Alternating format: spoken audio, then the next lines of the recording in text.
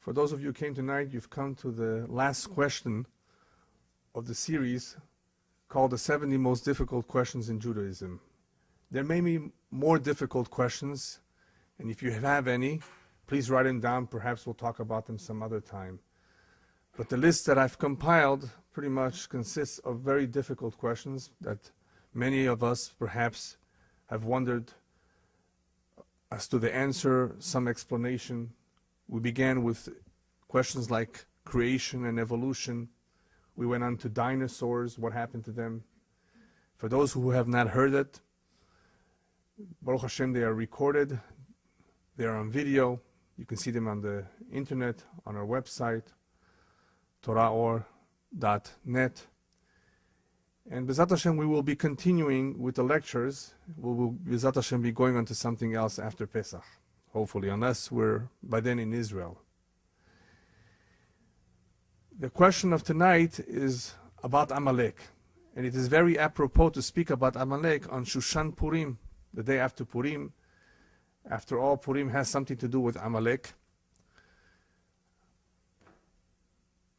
The question is, why doesn't HaKadosh Baruch Hu destroy Amalek, this evil power that is known to us as Amalek? He asks of us to do so. We are commanded to do so. But it is not just a question about why doesn't Hashem do it.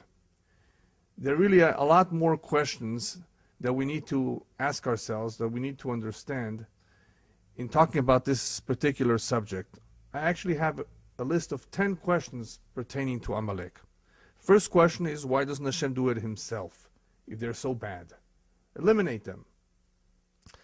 The next question, which many people have a difficult time understanding whenever they do read about this commandment, is why does this commandment appear to be so cruel? After all, it asks of us to exterminate, to kill men, women, and children.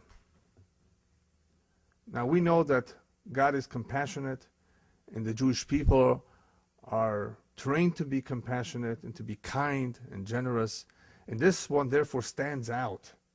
Here we're asked to be cruel, to not have any pity. And then the Torah goes on to say, and don't forget the animals too. What a waste. Animals? What did they do anything? I mean, did they do anything wrong? I mean, so why the animals? Why are there two commandments? Remember and don't forget. Zachor ve'al tishkach.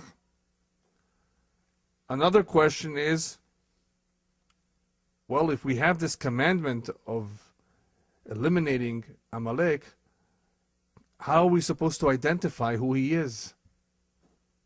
He doesn't wear a badge, I'm an Amaleki. Right? So how are we supposed to know who he is? We're told Amalek hates us very, very much.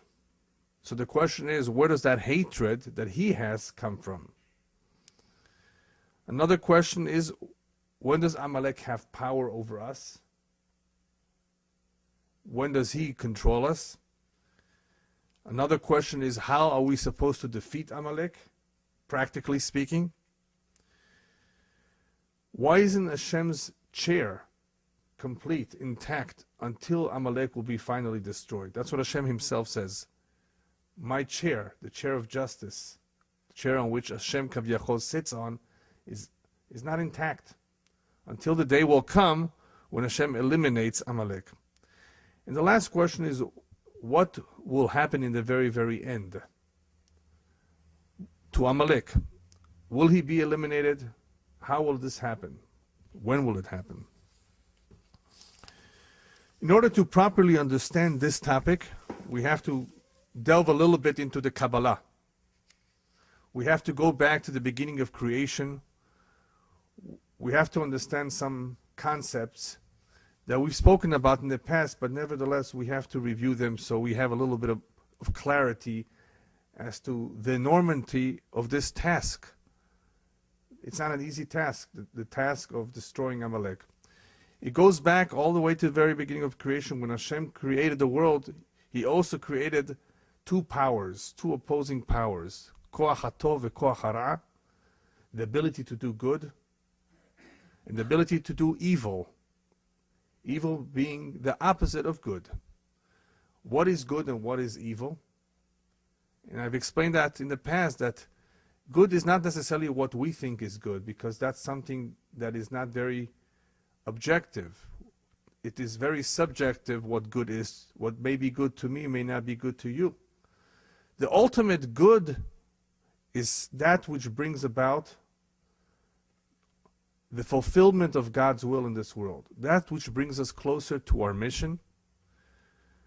And therefore evil, or kohot hara, is anything that detracts from our mission, anything that moves us away, or anything that is opposed to doing the will of Hashem. That's in a very simple way of explaining it. You basically have two opposites, complete opposite. One that wants to fulfill the mission, the will of God in this world, and one that does not. And God created these two opposites in order to allow for free will. In order for us to have true free will, there has to be two opposites that will continuously attract us, tempt us, confuse us. That is how we have free will. We have the choice to decide what we want to do. If everything would be clear and obvious and easy, then what's the purpose of creation? Creation has, as to one of the purposes, is to reward man for his making the right decisions. Because after all, there is an afterworld, there is an eternal world, a spiritual world, a world where one will be rewarded for doing his job. We've been taught from when we are kids that this is only a temporary world. The physical world where we come down for 70, 80, 90 years, and that's it. This is not it. It can't be. So short? What is this all about? So I'm not going to go ahead and review and repeat this topic of the purpose of creation. We've covered that before, but partially we must keep in mind that ultimately this is only a temporary world, a world of challenges, and in order to provide a proper challenge there needs to be free will, where one can make choices. What makes it more difficult, however, is that this power called evil is actually given the right, the opportunity to expose its face. The face of evil, unfortunately, has surfaced so many times in our history through war and killings, brutality. Till this very day, nothing has changed. The names have changed, but people are the same. There are barbaric people today. There are even some cannibals here and there. Cannibals that will eat you up. I mean, they'll feed you first to fatten you up, but then they'll eat you. Yeah. I mean, there is evil. And this evil has many faces, but what is the common denominator? It is against the purpose of creation. And why does Hashem allow this evil to be exposed so strong? In order to hide Him, which is also tied to the idea of enabling free will. I want to hide. I don't want you to know with certainty that I'm around, that I exist. That would make it easy. So in order for Hashem to hide His face a little bit, He allows evil to be exposed, to be strong, to be prominent. Then people wonder, is there really a God in this world with all this evil around? See what I mean? That's what happens when evil is exposed. It's intentional. To allow free will and to hide Hashem's face, Hashem's hands, Hashem's intervention or involvement, I should say, in this world. So even though we do see an organized world, everything is beautiful in some ways, it's nice, it's well designed, there still is a certain amount of tohu vavohu. If you read the very beginning of Bereshit, you come across the words tohu vavohu, that right in the very beginning, before creation, before form and shape took place, the world was empty, void, right? Confused. In other words, everything was a mishmash, as they say, until Hashem made an order. He separated light from darkness, separated good from evil, Separate male from female. See, everything is two. A two. Day, night, good, evil, purity, impurity. So even though God created the world and organized everything and separated everything perfectly, He allowed man to bring about tohu vavohu again. He allowed man to bring about confusion and emptiness once again into this world. Even though man builds and engineers skyscrapers, those all kinds of things, and some of them are good and beneficial, he also has the ability to do evil, and part of that evil involves bringing about that emptiness and confusion to the world. And what is emptiness? Emptiness of faith, emptiness of belief in a supreme being. A life, a world which is devoid of a boss. You're onto yourself. A life which is devoid of any meaning. That's tohu vavohu, confusion. Who's to say I'm right and you're wrong? Right and wrong are confused. There's a lack of clarity. Guilty is man for doing that. Because in the subconscious mind, we have a soul. And the soul does know right from wrong. To an extent. It doesn't always have clarity. It cannot always judge perfectly. But given time, given honesty, and given some guidance, any human being, Jew or non-Jew, can come to the truth, can come to know the truth. But unfortunately, man in his power, in his evil power, has chosen to engender, to bring about a tremendous confusion into the world and all this emptiness, especially in the generation of Mashiach, an emptiness of the belief in God.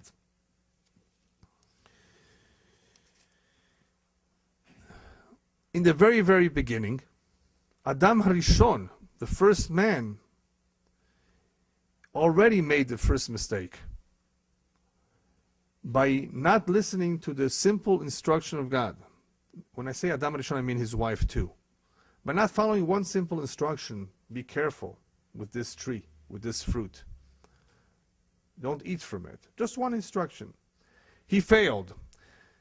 What's that whole episode for? It's an important episode. It's not just a story about a serpent enticing, luring a man and woman to go against God's wishes. It is a story of creation. It is a story of humanity. There is an enemy out there who's against you. He's against God. God created him. But he's an enemy. He's a serpent. That's his name in the very beginning of Bereshit. Who is he really? He is the Yetzer Hara. He's the Satan. He's the Malach HaMavet, the angel of death. He has various names depending on his job.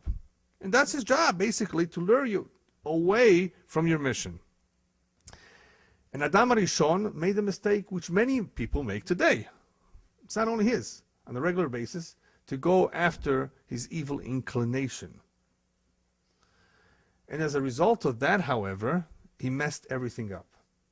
Now, even though that particular episode is in itself something significant, obviously it represents something, it really represents also the mistakes that we make on a regular basis when we follow the Yetzer Hara, the evil inclination. In other words, when we do not do the right thing, we don't think things out properly, we don't weigh them properly, or we don't do what Hashem asks of us or expects of us.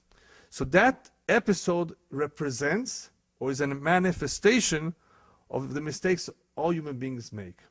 But what's so unique and what's so serious about that particular one, Chet Adam Harishon, is that Adam Harishon had in himself, according to the Kabbalah, the neshamot, the souls of all of humanity.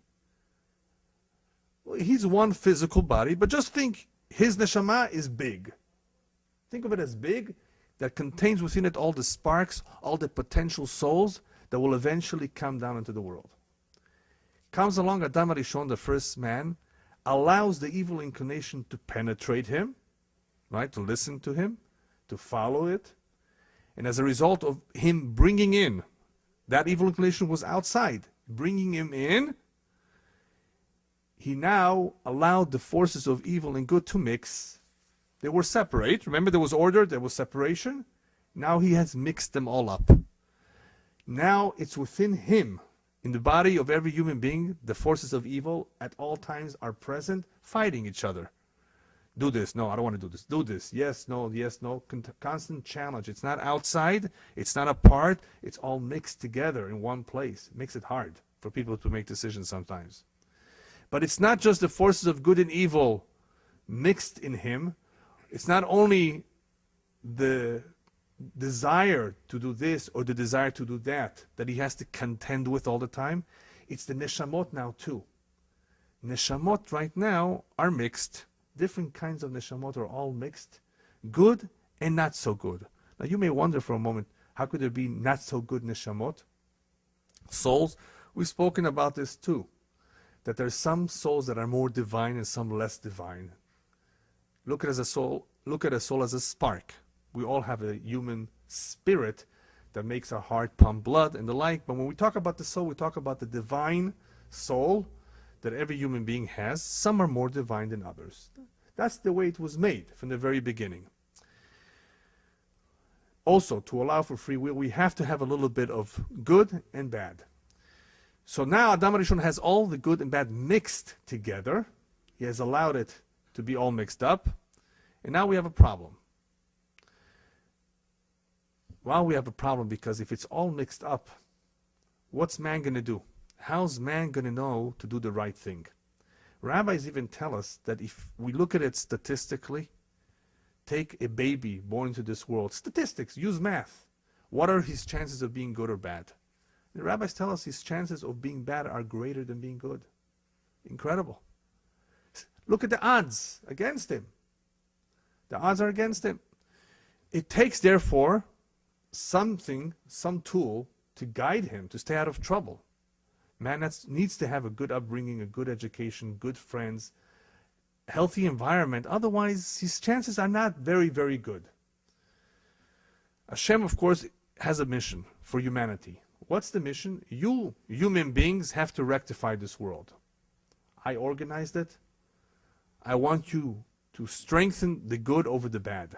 If you will achieve that, to strengthen the powers of good over evil, you will rectify the world. The only one who's capable of doing this job right is one whose neshama, whose soul is more divine, has more of a concentration of good than evil. If that soul tends to be more evil, he will fail. So Hashem right now has to pick a soul and allow that soul to be the one who will hopefully fulfill this mission.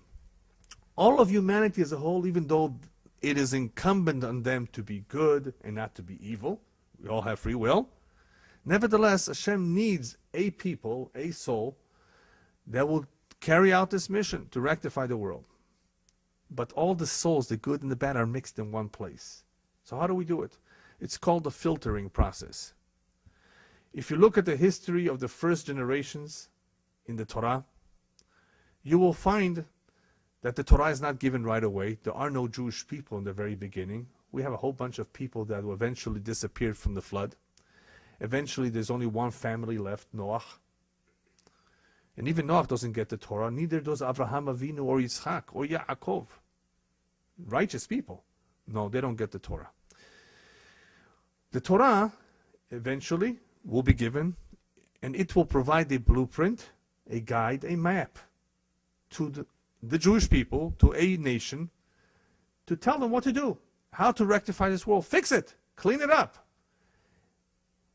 Give the koach of the tov, give the powers of good more power over the powers of evil. And you can only do that, you can achieve that through the Torah, through the fulfillment of mitzvot. So Hashem has to filter out from all this mixture of good and evil on the level of the soul. He has to filter out the evil. So he starts removing, generation by generation, a little bit of the evil. Let's begin with Avraham Avinu. Of all of Terach's kids, Terach, the father of Abraham, only Abraham was a real believer, 100%. Discovered Hashem, discovered God, right? Eventually taught it to other people. The entire his life was devoted to acts of goodness. Great. Is Abraham purified, completely filtered? No. He has a few kids. He has a Yishmael. Yishmael is not the best candidate. Yitzhak is much better, right? We all agree. Is Yitzhak ready to receive the Torah? Yitzhak is almost like an angel. Offers himself to be sacrificed. No. Yitzhak and Rivka eventually get married. They also have some psolet. Let's use the Hebrew word here. Something unrefined in them yet, called Esav, Rivka, Yitzhak. Righteous two individuals, tzaddikim. Nobody has any doubts about how righteous they are. Nevertheless, they still have some psolet, some impurities in them. And those impurities are removed in the name of Esav. Finally, Yaakov arrives at the scene. Yaakov is much purer. Yaakov symbolizes in the Kabbalah Amud Ha'emet, because he's truth. Yaakov is not ready. He has 12 children. And those 12 children are not ready yet either, but they're almost there. They have to go through Egypt. They have to go through an additional refinement. And we explained that it has a little bit to do with the baseless hatred that they still had, the jealousy, the problems which of course were manifested with the selling of Yosef, their own brother. That has to be removed. They have to be refined. They have to be prepared. They have to be subjected to some slavery so they can learn to be servants of God. After all, who wants to be a servant of anybody? So they have to go through a little bit of refinement to prepare them psychologically, mentally, emotionally, whatever you want to say. And that's what happens when they leave Egypt. They're elevated to the highest levels of Kedusha after they remove themselves from the Tumah, the impurity of Mitzrayim, and they're ready to receive the Torah in Chag HaShavuot. So finally, what do we see? We see a nation, a people that has been steadily refined through the generations until there is a soul that is prepared to do Hashem's will. Naseh v'nishma, they said with all the excitement. We're ready to do it. We're ready to embrace it. To be ready to embrace it without any questions asked. What does it say? That's only because they are refined. They realize that the truth of this. Okay, now let's go to the other side.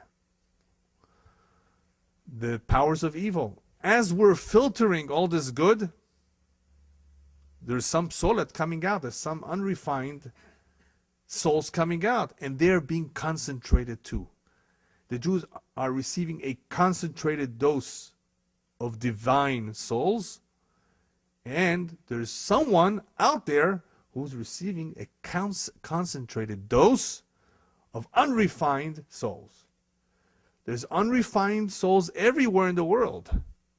But there's one area that is concentrated completely. Ra, evil, at its highest form. Who's that? Amalek. And who's Amalek? He's the grandson of Esav, which comes from Yitzchak too. People don't realize, I tell them, Amalek is descended from Yitzchak. He says, what? Yeah. They come. He's a Semite too, from Yitzchak.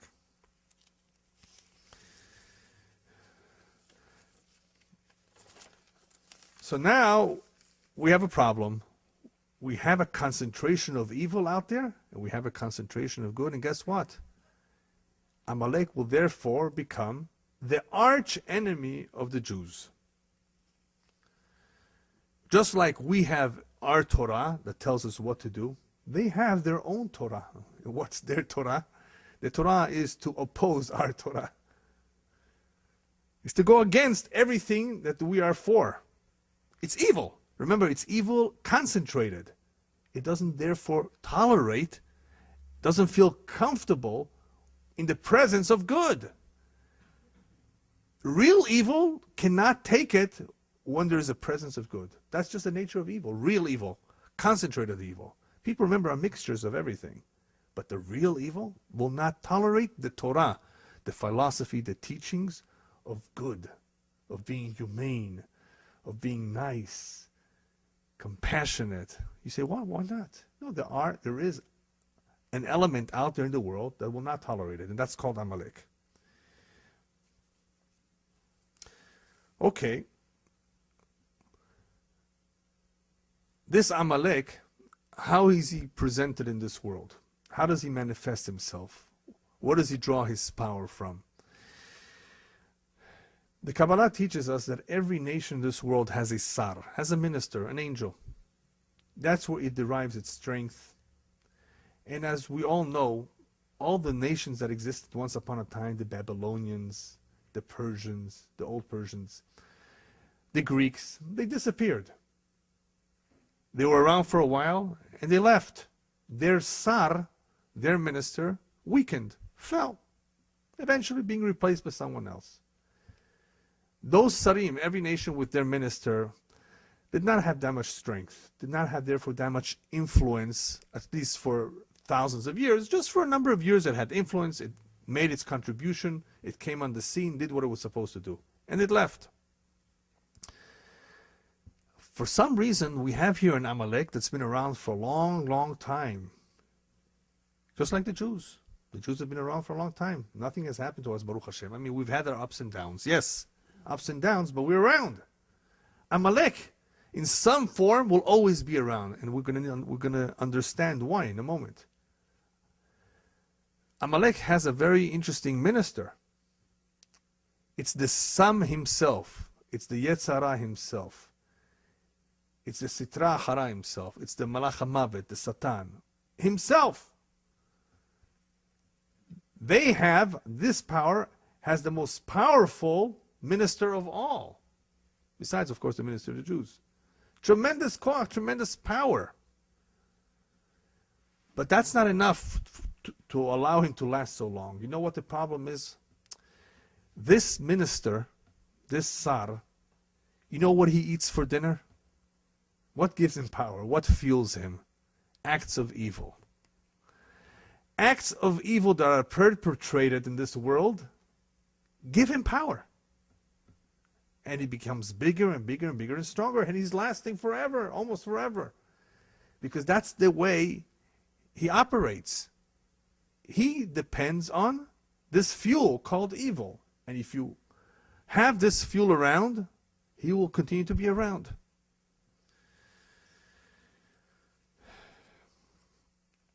So the longer he is around, the longer evil, of course, will be around, because he is a manifestation of evil too. So why doesn't Hashem destroy it? Right? That's one of our questions. All this evil. Well, why should Hashem destroy him if the one who's giving him all this power is man himself? Man is the one who's giving him this power, allowing him to continue to exist. It is man's job, therefore, to destroy him. But which man's job? Mostly the Jewish people. Because the Jewish people have that job of letaken ha'olam, to fix this world, to rectify this world, to bring about Hashem's dwelling in this world. And it's only through acts of kindness and goodness, through the observance of Torah and mitzvot, that we are able to drive away these forces of evil, the forces of darkness, through the light of Torah. It is therefore our job, only we can do a good job in this. It does not mean that everybody else is exempt from driving away evil. No. The non-Jewish world, as one of the 7 Noahide laws, they do have that obligation to set up a system of laws and to punish evildoers. Of course. They have the same mitzvah in some ways of staying away from acts of evil. But who can actually rectify, who can do something about it, who can make a difference? The Jewish people. How? Through the Torah. Only through the Torah can we defeat the koach of evil. Now, it's not only because we have the power to do it. The Jewish people need to do it because he's the one that will give us the hardest time with our job.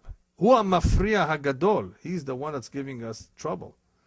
He's a troublemaker. So we better do something about it. We cannot allow him to exist. He's the one that interfering with our job more than anybody else in the world. How does he interfere with our job? How does Amalek give us a hard time? So the Torah, in telling us about our first contact with Amalek, it tells us, Asher karecha baderech. When you left Egypt, he met up with you. He met up with you in the way, and he already waged war against you. What does he want from us? We're not taking his land. We went away. We didn't want to have anything to do with him. He came after us. The commentaries tell us, Asher karecha baderech bli shum itgarut. When he came after us and waged war against us, is without any incitement on our part, without any aggression on our part. He did it on his own. Why? Something bothers him about us. He doesn't like us. What is there not to like about the Jew? That he has a long nose? I mean, what's wrong? What bothers him? You know what bothers Amalek about the Jew? The Jew believes in musar, morality, ethical, being good, being nice. That bothers him. Our Torah bothers him because he believes in the exact opposite.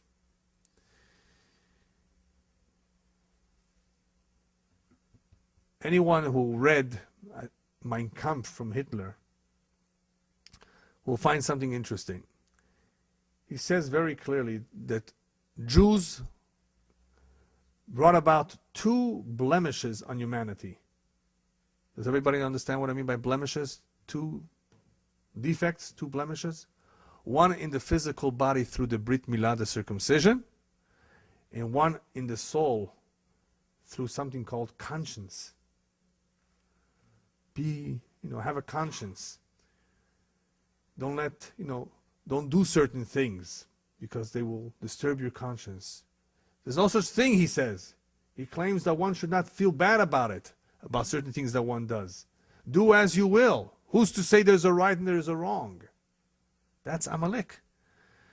From his writings, you can clearly see the philosophy of Amalek, the teachings of Amalek that are totally opposed to what we are teaching.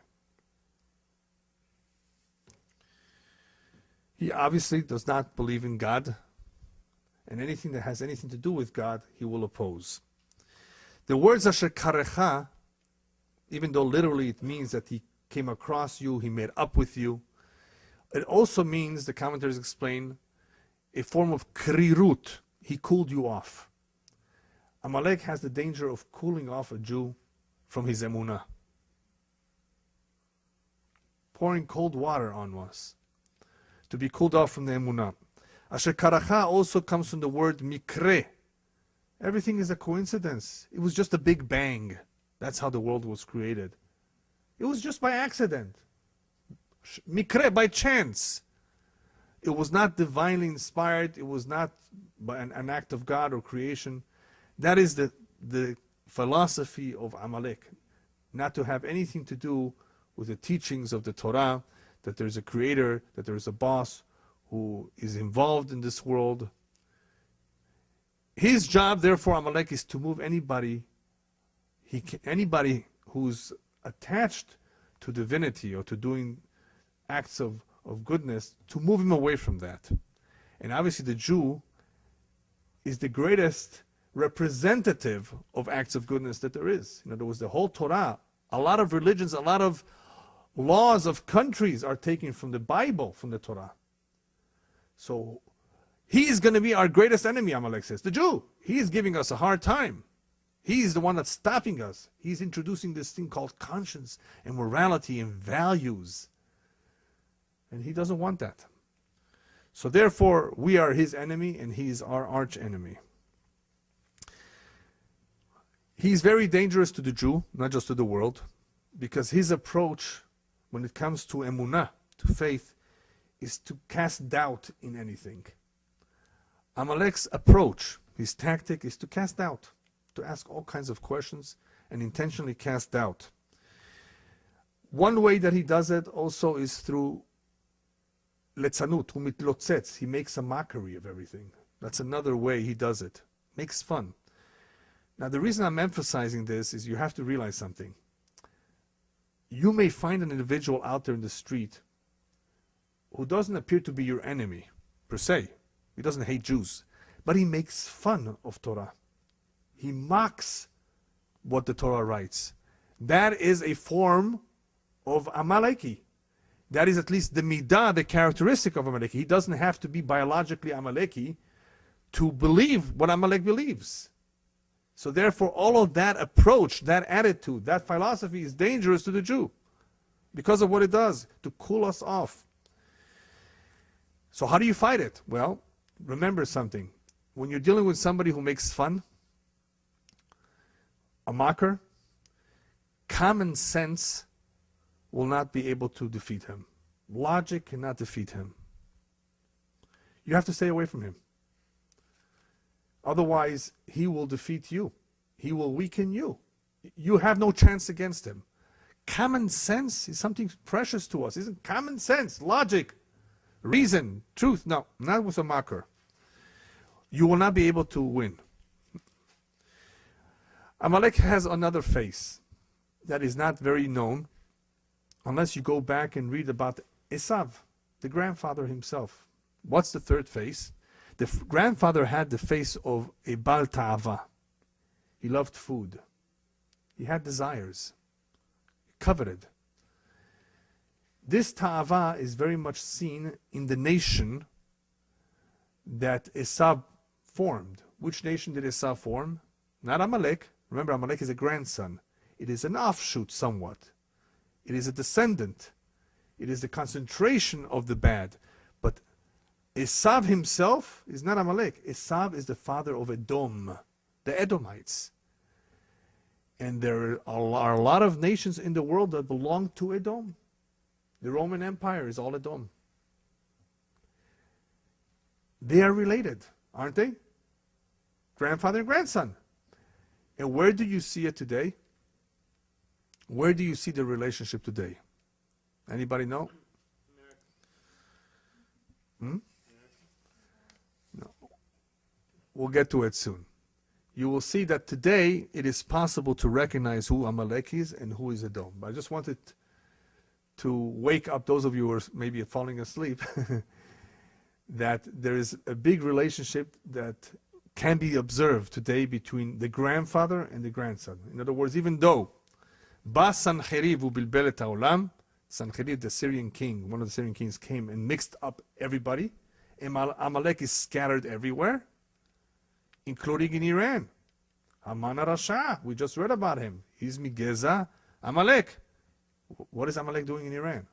So Sancheriv came and mixed everybody up, moved everybody around. So we do have Amalek all over, but we will soon see who he is. I just wanted to talk a little bit about this face of Edom, because this is especially a problem in the generation of Mashiach, our generation. The problem with Ta'ava, with this face, is that any time a person espouses, supports Ta'avot, if this is important to him in his life, his heart rules his mind. His heart is basically being controlled by the Ta'avot. So therefore, his mind doesn't have a say. Therefore, anytime the mind does not have too much of a say, the truth can never come out. A person who's engrossed in a materialistic kind of lifestyle, very much full of ta'avot, of desires, of food and drink and enjoyment in an unlimited way, it will be very difficult for him to come to terms with the truth, what we call the truth, because his heart is in control. When a person's heart is in control, his views can be easily distorted. Views, an intelligent man, he's an intelligent man. He has the faculties to be able to discern between right and wrong. But will he be able to? Will he succeed? No, not necessarily. Anytime a person has his own agenda, has his own personal interests, has all these physical desires of this world, he cannot think properly. His mind does not have full control over his heart. What we see so far is that Amalek is not only a nation, which I will tell you who it is soon. Amalek is also a midah. It is a form of life. It is a philosophy. It is a characteristic. It is something that it can exist even amongst Jews. Certain characteristics that really belong to Amalek. Therefore, the Jew, in being instructed to eradicate this Amalek, is being instructed to eradicate this from himself too. To eliminate any vestige, any characteristic that really does not belong to him, that it really is a form of evil, that is Amalek in nature. How does he do that? Only through the Torah mitzvot. Only by fulfillment of mitzvot, by studying the Torah, can he drive away these midot. Okay, Now that we know how bad Amalek is, what he stands for, what he's trying to promote, now we've really come to one of the biggest questions of tonight. Why be so cruel to him? Get rid of all of him, men, women, and children. Ugh. Some people accuse us of being those who believe in genocide, chas v'shalom. And that's what this is calling for, right? Being so cruel, sadistic. Let me share with you a story, a true story, that happened, I would say, over 100 years ago. In a small village in Europe, on a very cold winter night, there was a woman who was about to give birth. She was very ill. I think she had high temperature. And she was close to death. I mean, it was a very precarious situation. She had not too much help. And somebody, of course, ran to get a doctor. The doctor finally arrived, even though it was very, very difficult. He struggled until he came. It was cold, snowing. He finally arrived in the home and delivered the baby boy. After he delivered the baby, he cut it up in pieces.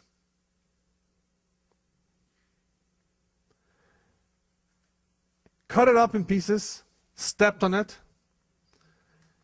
and threw it in the garbage. What would you say to this doctor? Is he cruel? Huh? What would you say? Did he do a good thing, a bad thing? What does this kind of an act appear to you? What? Evil? Yeah. Well, what if I were to tell you that that baby was Hitler? Would you still say the doctor is evil for doing that? He had knowledge. This is a true story, but the baby wasn't cut up. We wish he was. The baby survived. The doctor was Jewish. He didn't know what he was delivering. But had he known, if he would have cut him up, he would be fulfilling a mitzvah. Wouldn't he? Okay. Baruch Hashem, we all agree on something. Because now you will understand this story, which is a true story, except for the cutting up, will help you understand what the Medrash says about why we are so cruel. We are cruel to Amalek. We need to be. Because that is exactly what they would do to us if they had a chance. If they had a chance, if Amalek has a chance, he would destroy the Jewish people, chas v'shalom. If you don't believe me, look at the story of Haman. That's exactly what he attempted to do. No, not just the men, women, and children.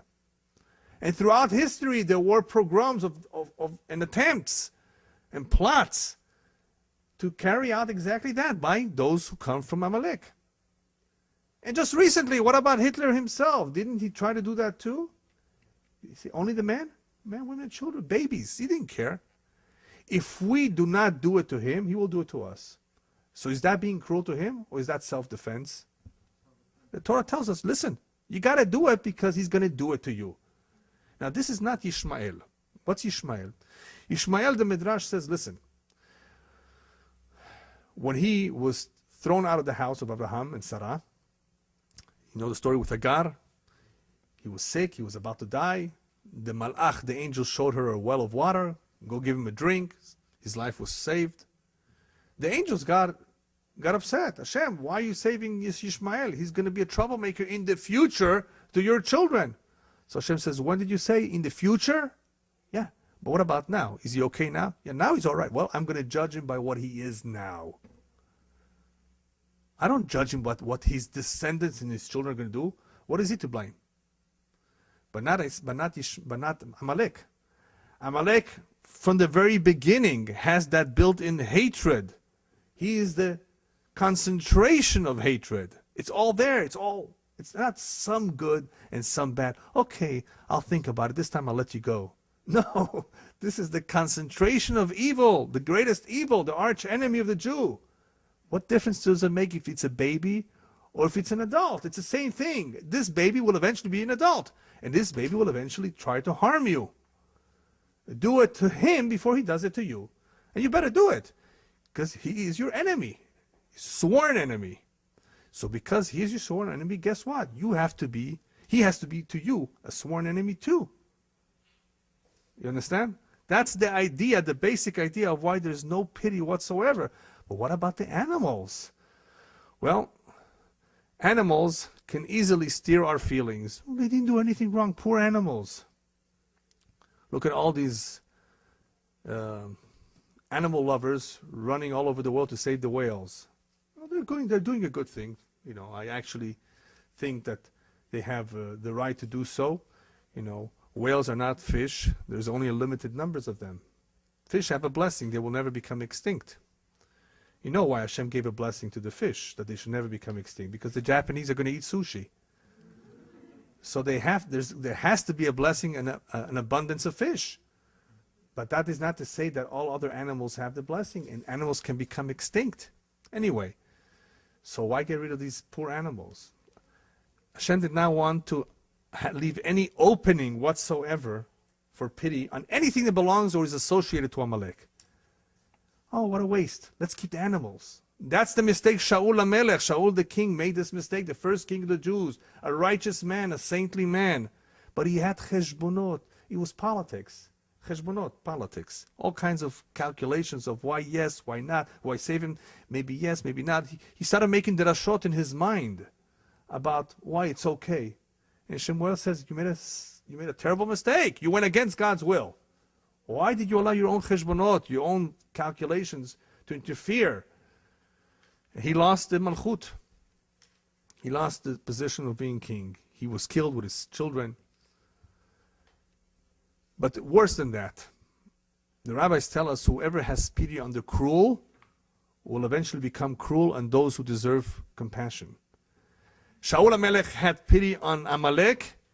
He eventually was driven crazy by some spirit that unfortunately made him so crazy and so cruel and sadistic that he killed off an entire city of Kohanim, Nov, Ira Kohanim. How come? How does this happen? Rabbi tells you, if you are compassionate, you have pity for the cruel, you will eventually be cruel over the pity, over those who you need to have pity for and compassion. How come? Through this mitzvah of Mechiyat Amalek, of eliminating Amalek, or erasing his name, Hashem wants us to remember that the best way to love what Hashem loves is to hate what Hashem hates. If you hate what Hashem hates, you will come to love what Hashem loves. That's the way the system works. In order to truly love what Hashem loves, you have to hate what He truly hates. And Hashem hates Amalek.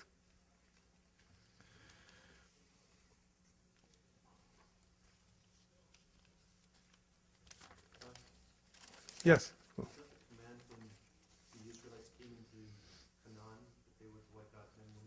That is one of the commandments. I'll talk about that in a minute. Yeah. So what's needed to defeat Amalek? We said logic doesn't work, common sense does not work. He mocks, he ridicules, he opposes. The way to defeat Amalek, we said, of course, is with the Torah. That's for ourselves, to control ourselves, to have the right outlook. But the way to defeat him, other than physical defeat, is through emunah peshuta, through simple emunah. In other words, not to ask questions, too much questions, not to have any doubts. There are many things we don't understand, many things that we will never know throughout our life. Does that mean we should stop doing what we're doing? A Jew, in order to survive as a Jew spiritually, needs to have emunah peshuta, simple emunah. I believe in God because I know this is good for me. I know He exists. I don't understand everything, but I know it's for my own benefit. He created the world. He gave me this formula, this lifestyle. Any Jew that used philosophy and logic to try to explain Judaism did not withstand the pressures of the Inquisition. Rabbis tell us that during the Inquisition there were many great learned people. They are the ones who succumbed to the pressure. Many of them, not all of them, many of them succumbed to the pressures of the Inquisition. They couldn't take the torture. They couldn't take the pressures. because their emunah was logical, was common sense, and that did not help them. The pressure overrode their that kind of emunah. The emunah, in order for it to survive, it has to be pure, it has to be simple. Of course, you're supposed to understand as much as possible and use common sense to understand the mitzvot. But you have to be very, very careful. That which we don't understand, we accept anyway. Otherwise, during times of pressure, people can break if their emunah is not a simple, pure emunah. Therefore, when it comes to arguing with Amalek, be very, very careful. Don't argue with him. You're not going to win the argument. Remember, he's your arch enemy. He represents evil. You have to either eliminate him, otherwise he will eliminate you. And when I say he will eliminate you, it doesn't have to happen physically. There are a lot of Jews who, I'd rather not use the word eliminated, but have been totally assimilated to the Amalek type of lifestyle, that they're almost gone. So if you don't defeat him, if you don't wage war against him, you don't remind yourself of that, of what he represents, you Chas v'Shalom have the chance of being assimilated. Therefore, since assimilation is part of learning from the ways of Amalek, the Torah tells us, Zachor ve'al tishkach. Two things.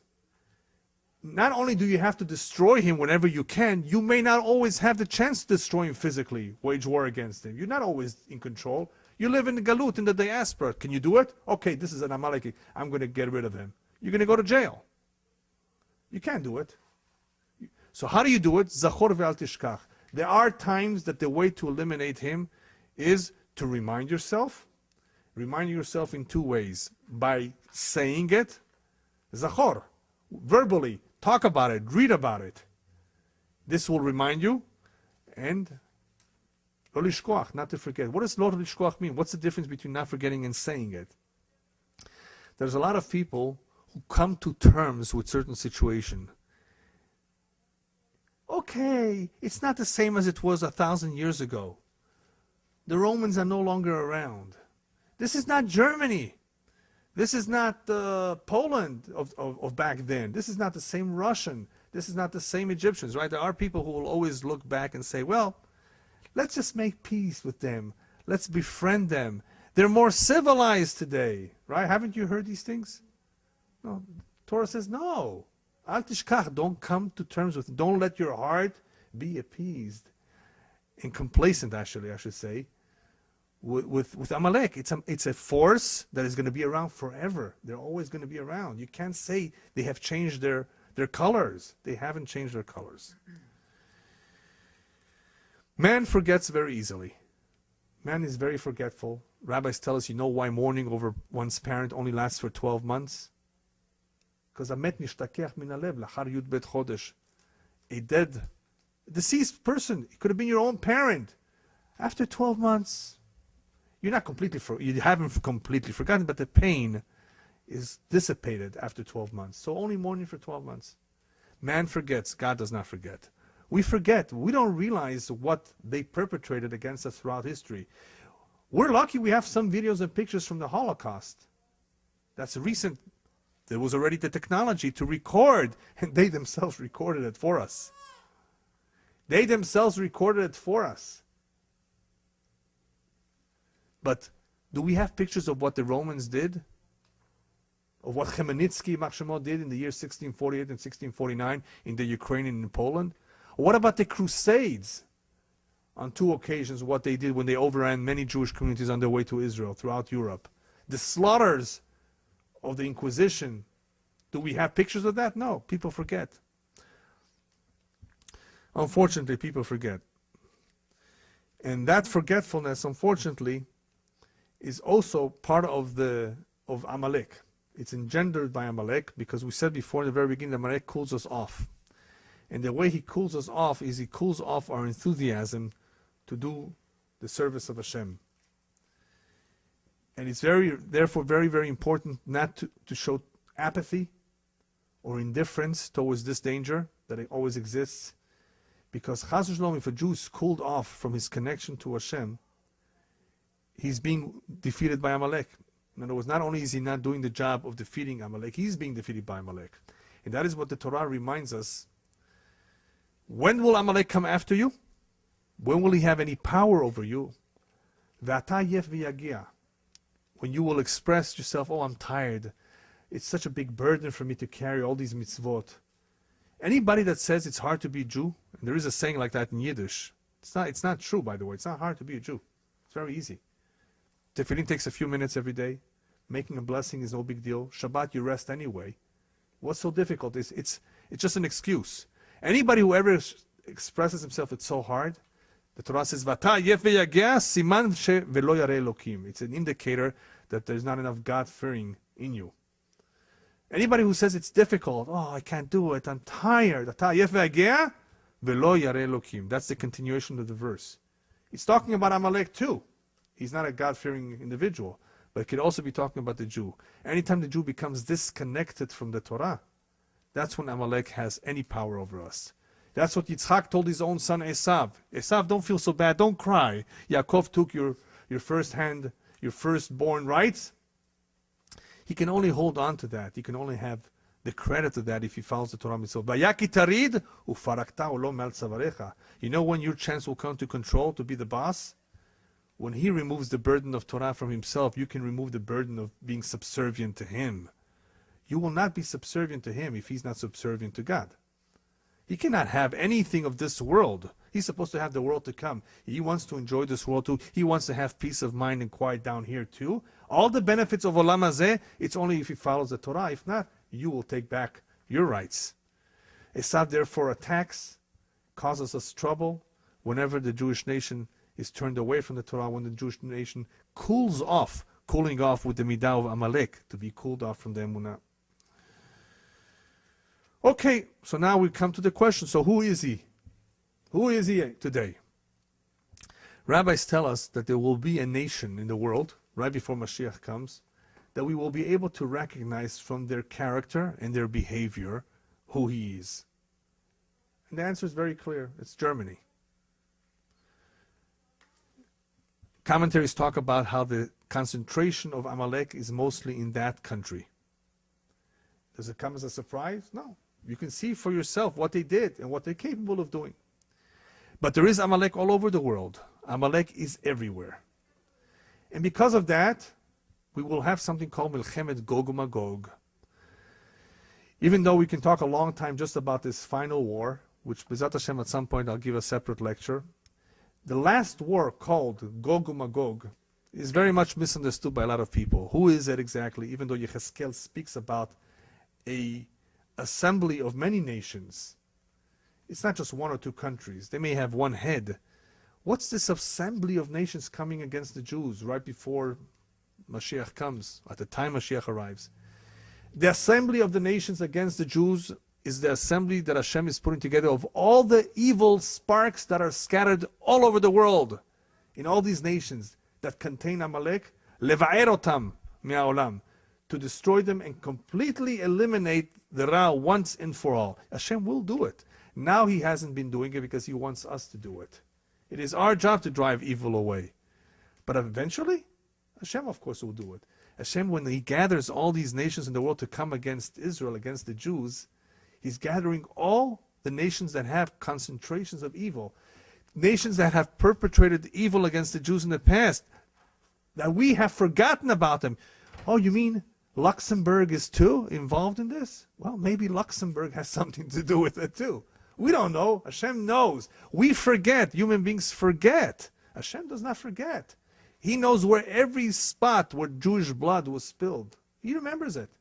Every soul, everybody, everything. So therefore, as the Zohar explains, in the final assembly of nations against the Jewish people that is going to come very soon, we have reincarnated souls of Goyim too, reincarnated souls of non-Jews that will come because we have to see in their fall. We've never seen their revenge, we've never seen their fall. People have just died, disappeared, went away. Hashem says, no, they're not forgotten. You're going to see it. I'm going to bring them all together. So he's bringing them together in the final day of judgment to judge them. There has not been justice done till now. Now you can understand one of the questions we started off asking was, why isn't Hashem's kiseh, his seat of justice, intact, complete? Ki yad al kes yam milchama b'Hashem Ba'amalek, milchama. Every door in every generation that Hashem has a milchama ba'amalek. Why? Because he says incomplete. Incomplete meaning that all these years we have rampant violence, evil. Mishtolel, chogeg, it's rampant. Where is this justice? People are asking, where is God? It's unfair. How come people who are so good are suffering? How come the righteous Jews have gone through so much pain and suffering? Where is all the justice? If God exists, how could he allow this Holocaust to take place? You've heard these questions? That's the face of evil being exposed in such a way that people are concerned. Where is it? But there is justice. Hashem has a plan. He's been hiding his face. But eventually his face, of course, he doesn't have a face, but his presence will be known. And that is when his chair, his seat of justice will be intact. In other words, right now it's not intact. What it means is that people do not see the justice. There is, but they don't see it, so it's not intact. It will become intact and complete when he reveals himself. When we say, Vaya Hashem lemelech al kol haaretz, God will be the king over the entire universe, that is when this will happen, that all evil will cease to exist. All evil will disappear. There will be no evil. When evil ceases to exist, guess what happens? The truth comes out automatically. Right now the truth is being buried or confused, not allowed to become prominent.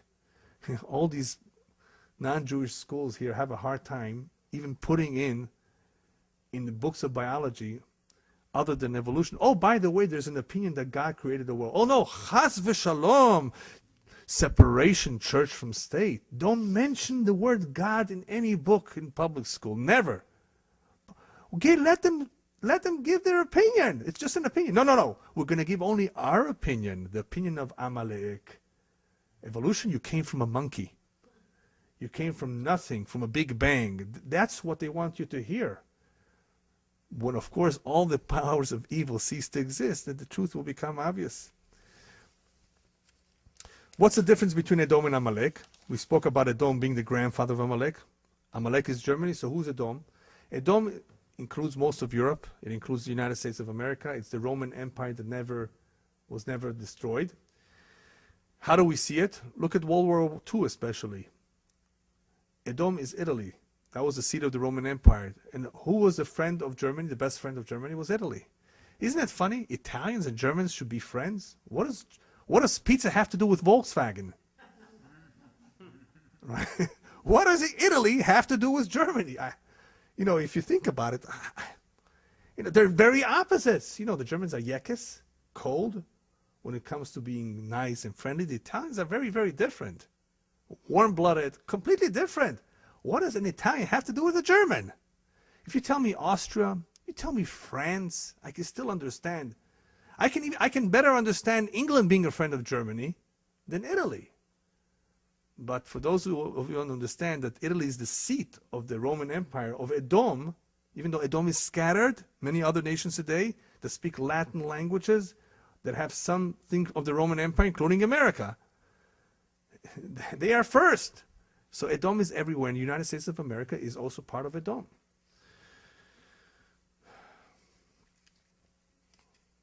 So what will be the end of Amalek? The end of Amalek is as it's written in Parshat Balak, V'achrito adeh oved. In the end, Amalek will be destroyed. In the end, all forces of evil will be destroyed. And this, of course, will happen, B'ezrat Hashem, in our generation. Now, how do I know it will happen now, soon? Rabbis tell us that the Jewish people received 3 mitzvot upon entering the land of Israel. The mitzvah of choosing a king, the mitzvah of destroying any vestige of Amalek, and the mitzvah of building the Bet HaMikdash. We have entered the land. There is an ingathering taking place right now. What's going to happen soon? We're going to have a king, Melech HaMashiach. We have to have a Bet HaMikdash. So we know that the destruction of Amalek is imminent.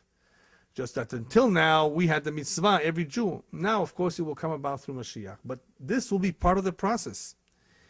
There's only one problem in all this process. Amalek is going to put up a big fight. If you look back through history, when does Amalek put up the biggest fight? Whenever the Jews come back to Israel. First time around, when Yaakov came back to Israel, Esav meets him. That's the first encounter. Second encounter, when the Jews leave Egypt on their way to Israel, who meets them? Amalek again. Third encounter, the Jews are about to return to Israel after the Babylonian exile. Who gives them trouble? Haman. The Jews are about to come back to Israel for the last time. And who stops them or makes them trouble? Again, Amalek. Germany, Holocaust. All the times, the major encounters with Amalek was right before we come to Israel. Because they know they're going to be destroyed. There's an accusation, Chas v'shalom, against the Jews. What power do they have? Why should they be allowed to come? There's a tremendous commotion upstairs in the heavenly courts between this tremendous power, this powerful minister called Saro shel Amalek. I don't even want to say his name. Very powerful. He's not going to give in so easily. A third of the Jewish people were killed in this Holocaust. A third of 18 million Jews before World War II, 18 million. 12 million remained. You know what it is? He got away with a third? This is not just a few thousand Jews here and there. This is 6 million. Nobody can do that. Only Amalek has that kind of power. But he's not going to get away with it. We know that soon it will be his turn to be destroyed. But in the meantime, there's a tremendous amount of a struggle between the forces of good and evil all over the world. I'd like to end that in order to be able to be on the side of good and not evil, as you know, one of the things that is the most difficult during the days of Mashiach is emunah, that we spoke about, having pure faith, relying in Hashem. One of the things that can help us avoid falling into the trap of Amalek is to stay away from gava, from arrogance.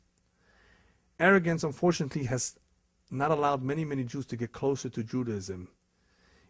In order to really see the truth and the beauty in the Torah and Judaism, you have to be a little bit humble. Wait a minute, this made so much sense to my forefathers. They were willing to give their lives.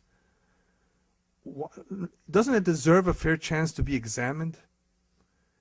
What's holding people back is either they're very arrogant, they think that they're smarter than their forefathers, and they consider their forefathers primitives, or they have the midot of Amalek that we said before. They have the ta'ava. They have the desires, the pleasures that they want to enjoy from this world. Anybody who's already assimilated into the lifestyle of Amalek is going to have a hard time. But if he's humble, at least if he's humble, he has a better chance. He's going to say to himself, wait a minute, I'm not smarter necessarily than they were. There were a lot of great giants, rabbis who were so smart, who knew everything. They deserve a chance too. So a person who's humble has a chance to do teshuvah. A person who's arrogant will not have an easy chance. And that is why it's not surprising that one of the things that Hashem brings about before Mashiach comes is the collapse of the economy. The collapse of the economy is because money has made people arrogant. Money is a source of ta'avot, of desires and pleasures. All of that is the koach of Amalek. And Hashem is about to destroy that koach, and he begins with the money, that golden calf that unfortunately many Jews have worshipped, or many Jews at least were misled by. That assimilation that has occurred now has cooled a lot of Jews' emunah, faith in him, because they're too busy making money. Money, I need a home, I need a latest car. All this is Amalek. And unfortunately, many Jews got caught up in this. So Hashem says, listen, I'm about to destroy all of that. And he begins with money. So it's important to be very, very careful these days with having the right emunah, the right approach, the right attitude. Not the attitude of Amalek, but the simple and pure attitude of doing what is good and right in the eyes of Hashem. And I'd like to end to remind every one of us that Amalek, remember, is not only a nation, it's a midah. It's a characteristic that everyone can, Chas v'shalom, possess. And it's incumbent upon every one of us to eliminate that, to work on ourselves, to refine our character, that there's no Amalek left. Because everyone, every human being, not just Jews, every human being has some concentration of goodness in him. And it is up to him to reveal that goodness, but through acts of goodness and kindness. When we reveal the good in us, when we do acts of kindness in the world, then that itself, B'ezrat Hashem, will give the power to the forces of goodness to defeat the forces of evil and darkness. B'ezrat Hashem, through an increase in acts of goodness, in acts of brotherliness and unity, in being kind to one another, we will be able to increase that power of goodness in the entire world. and also have the merit of seeing a Kadosh Baruch Hu destroying or vanquishing all the forces of evil from the face of the earth. Be'ezat Hashem, I have a strong feeling that the time has finally arrived. This is not 1920, 1930, 1940, 1950. This is not year 2000. We're 2009. We've become very, very close to this moment. We're living through very, very turbulent times. And those who will survive, Be'ezat Hashem, will be those who have strong emunah and clarity that HaKadosh Baruch Hu is the boss. And soon, that clarity will reach the entire world, and Hashem, Be'ezat Hashem, will be a king. Vaya Hashem lemelech al kol haaretz, vayom hahu yeh Hashem echad, u'shmo echad. Amen.